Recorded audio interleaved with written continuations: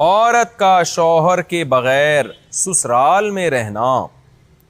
अगर शौहर काम के लिए घर से दूर हो, बीवी ससुराल में शौहर के बगैर रहती हो, पर्दे का कोई लिहाज नहीं है, इस सूरत में बीवी के लिए क्या हुक्म है?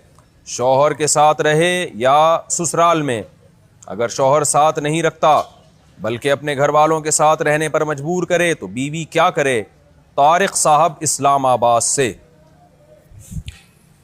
देखें, शौहर अगर जॉब के लिए गया है 8-8 महीने, 1-1 साल बाद घर आता है, तो असल मसला तो ये है कि जहां शौहर रहेगा बीवी वहीं रहेगी। शौहर को चाहिए कहीं भी गया है इतने लंबे सफ़र के लिए तो बीवी को साथ लेके जाए। इस पर मैं कई बार दलाइल दे चुका हूँ, कुरान से भी या हदीस से भी। उन दलाइल को मैं रिपीट नहीं करूँगा। इसमें शौहर को भी फ़ायदा है, बीवी का भी फ़ायदा है।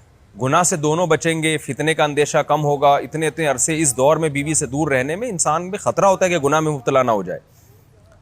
और फिर बीवी के साथ एक नौयत की जुल्म और ज़्यादती भी है कि आप 8-8, 9-9 महीने उसको छोड़ के चले जाते हैं, तो ये एक यानी उसकी बेचारी की भी तो जवानी सारी बर्बाद हो जाती है, पूरी शौहर के बगैर जवानी गुजरती है। तो इसलिए असल हुक्म तो यही है, शौहर जहाँ रहेगा बीवी उसके साथ रहेगी।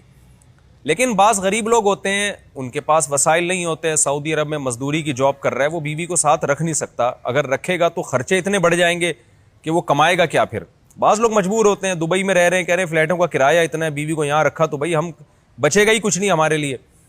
तो ऐसी शदीद मजबूरी में फिर मियाँ बीवी कंप्रोमाइज़ कर सकते हैं। भाई मैं मजबूर हूँ, कमाने के लिए जा रहा हूँ, तुम्हें भी पता है मैं अगर यहाँ रहूँगा तो तुम्हें ही खाने के लाले पड़ेंगे, तुम ही मुझे तंग करोगी फिर। तो ऐसी सूरत में फिर बीवी ससुराल में रहे या मैके में रहे, तो उसूल तो ये है कि जहाँ शौहर चाहता है वहाँ रहे। उसूली बात तो ये है, क्योंकि जब रुखसत होके आ गई है, वो ससुराल की अमानत है ना। हर आदमी चाहता है कि भाई मेरी बीवी मेरे वालिदैन के साथ रहे, यही हमारा कल्चर है और शरीयत में इसके नाजायज़ होने की कोई दलील भी नहीं है। और मियाँ बीवी के बहुत से मामलात उर्फ मुतय्यन करता है, तो हमारे उर्फ में यही होता है कि बीवी फिर ससुराल में रहती है, रुखसत होके आ गई है वो। तो इसमें असल हुक्म तो यही है कि शौहर जहाँ चाह रहा है वहाँ रहे। अगर शौहर चाह रहा है कि मेरे माँ बाप के साथ रहो, तो फिर औरत को जायज़ चीज़ों में शौहर की इताअत उस पर लाजिम है। उसको चाहिए कि वो शौहर के वहाँ रहे जहाँ उसके माँ बाप हैं।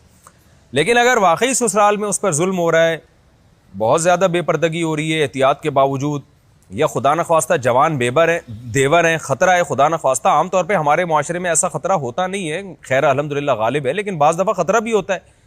देवर जवान है, ख़तरा है, जॉइंट फैमिली है, तो फिर औरत ससुराल में नहीं रहेगी, फिर वो शौहर की गैर मौजूदगी में अपने वालिदैन के घर रहेगी।